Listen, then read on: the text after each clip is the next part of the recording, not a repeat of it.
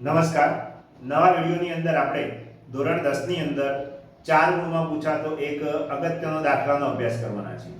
બે ખૂટતી આવૃત્તિઓ. મધ્યક અને એમાં બે ખૂટતી આવૃત્તિનો દાખલો ખૂબ જ ઇમ્પોર્ટન્ટ હોય છે. વિભાગ A ની અંદર 4 ગુણમાં પૂછાય છે. તો ખૂબ જ સરળતાથી આપણે આ દાખલાનો અભ્યાસ કરીશું કે જે બોર્ડ પરીક્ષામાં પૂછાઈ પણ ગયો છે. રકમ આપી છે નીચેના આવૃત્તિ વિતરણનો મધ્યક 28.5 અને કુલ આવૃત્તિ 60 હોય તો x અને y ના મૂલ્ય શોધો. મધ્યક આપ્યું છે 28.5, કુલ આવૃત્તિ 60 આપી છે અને કહ્યું છે x અને y ના મૂલ્ય શોધો.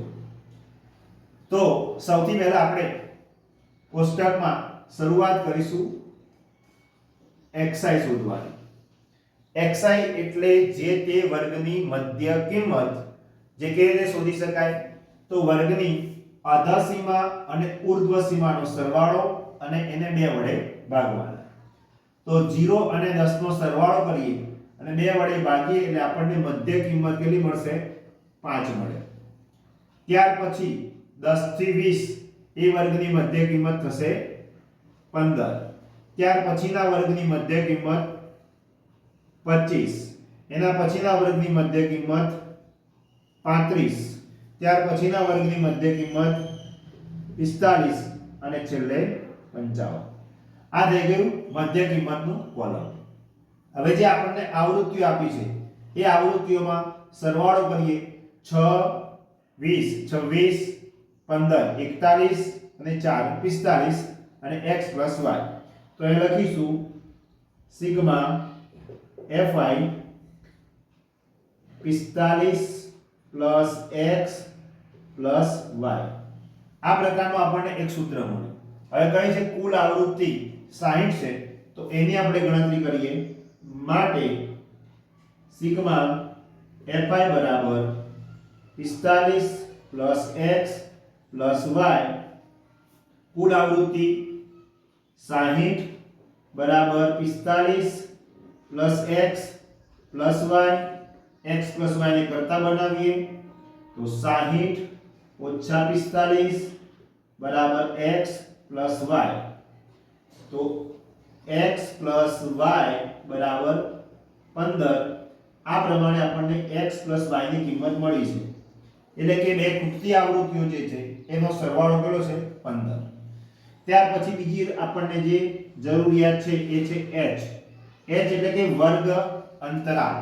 તો 0 થી 10, 10 થી 20, 20 થી 30 આને કહેવાય વર્ગ અંતરાલ. તો જે આપણને આપેલો છે 10 એટલે કે વર્ગ અંતરાલ 10 છે. હવે આપણે xi આપણે શોધી લીધી છે તો એમાંથી આપણને મધ્યક આપ્યું છે 28.5. તો આમાંથી આપણે કોઈ એક મધ્યક ધારીશું જે બરોબર વચ્ચેનો નંબર હોય. તો 55 45 35 અને 5 15 25. તો એની અંદરથી આપણે આ 25 જે છે એને ધારીશું મધ્યક a. હવે આપણે ui નું જે સૂત્ર છે એ પણ યાદ રાખવાનું. xi ઓછા a છેદની અંદર h.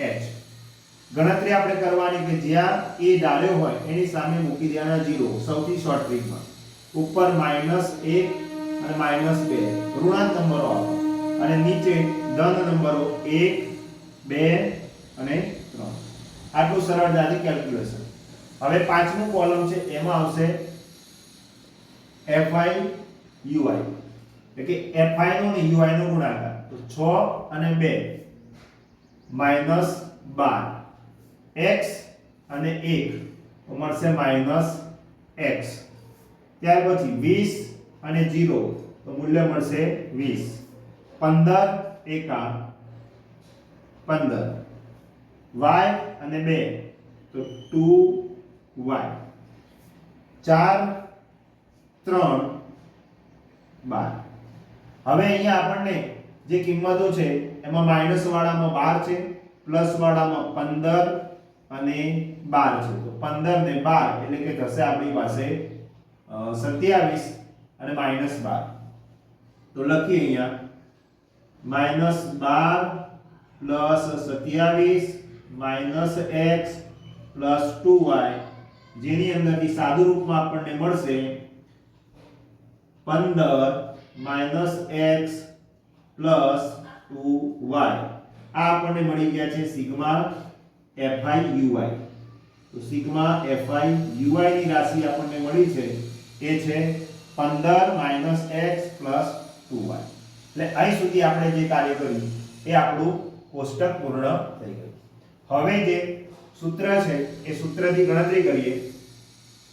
x બાર બરાબર a plus sigma fi uy છેદમાં સિગ્મા fi ગુણ્યા h. x બાર તો મધ્યક આપણને આપ્યો છે 28.5. તો 28.5 એ જે આપણે ધાર્યો છે 25. ત્યાર પછી સિગ્મા fi uy જેનું મૂલ્ય આપણને મળ્યું છે 15 minus x plus 2y. 15 minus x plus 2y. કુલ આવૃત્તિઓ જે આપણને આપી છે 60 અને h જેનું મૂલ્ય છે 10.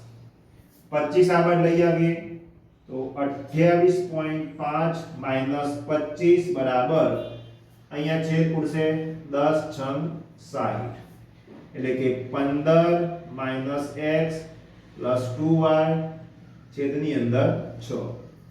હવે બાદબાકી કરીએ. 28.5 માંથી 25 બાદ કરીશું તો મળશે આપણને 3.5.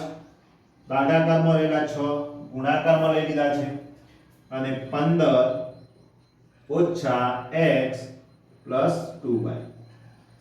35 ગુણ્યા 6 કરી દો તો 6 પંચા 30 ની 0 વધી 3 6 તરી 18 ને 3 6 પંચા 30 ની 0 વધી 3 6 તરી 18 210. પોઈન્ટ કાપીએ એટલે કેટલા થશે 21 એટલે કે 0 લખવાની હવે જરૂર નથી. ગુણાકાર મળે આપણને 21. 15 આગળ લઈ આવીએ તો -15 બરાબર -x પ્લસ 2y. બાદબાકી મળે આપણને 6 તો 6 બરાબર -x પ્લસ 2y. તો આ આપણું એક સમીકરણ નંબર 2 અને પહેલું સમીકરણ આપણને અહીંયા પ્રાપ્ત થયેલું છે. આ સમીકરણ પહેલું. આટલું કરી દીધું એટલે આપણે જે દ્વિચલ સુરેખ સમીકરણ ભણ્યા છે એનો પણ ઉપયોગ કરી શકીએ. એટલે કે સમીકરણ 1 અને 2 પરથી પહેલું સમીકરણ છે x y બરાબર 15. બીજું છે -x પ્લસ 2y બરાબર 6. લોપ કરીએ x x નો લોપ જશે. y ના પદો છે એ આપણને મળશે 3y બરાબર 15 અને 6 21 માટે y બરાબર 21 ભાગ્યા 3 એટલે y ની રકમ મળે y બરાબર 7. આ આપણને એક ખૂટતી આવૃત્તિ y ની કિંમત મળી ગઈ છે. આ y ને આપણે ગમે તે એક સમીકરણમાં મૂકીએ તો બીજી રકમ મળશે